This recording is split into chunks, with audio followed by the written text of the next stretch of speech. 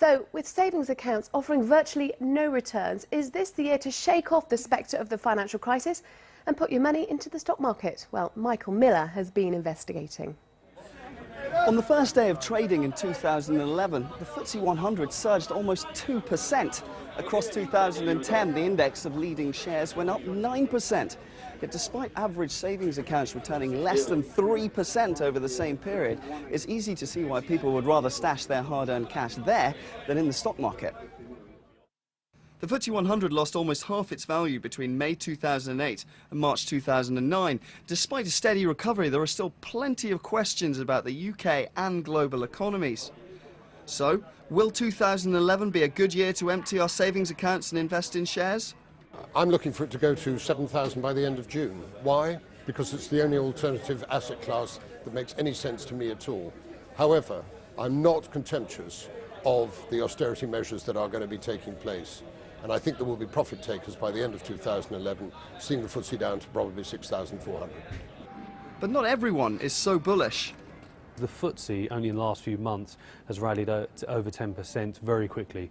So if one is buying at current levels, you're probably buying near the top of the market. And that's not to say the market can go a little bit higher. It certainly looks that way in the very short term.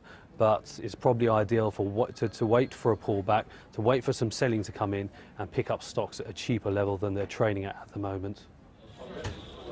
If you decide you do want to play the markets, there's no shortage of independent financial advisors or wealth managers willing to invest your cash for you. They sit at desks like this, they use complex machinery like that, which bombards them with information they need to make their investment decisions.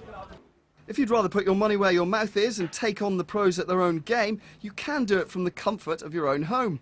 That's what Dev Chana decided to do from his house in Berkshire, where he manages his own portfolio of investments. Trading stocks and shares from home could not be easier. They have made it as simple as possible. It's a case of just downloading some software to your computer, or sometimes you don't even need to do that. You can do it via their website, looking at a couple of graphs, plugging a few numbers in and push and go. And it's all done for a couple of quid or a small percentage, so it is as easy as it could be. So what made you think, I can take the pros on, I can make some money here?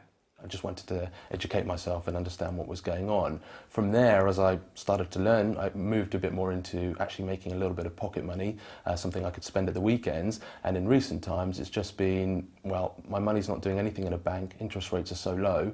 If I can make 5 to 10% putting it in a stock or share, I'm far better off. So that's where it's grown from, shall we say. But as the experts always say, the value of your investments can go up as well as down. And remember the old adage, the only difference between an amateur investor and a professional investor is the professional investor bets someone else's money. Michael Millar, BBC News.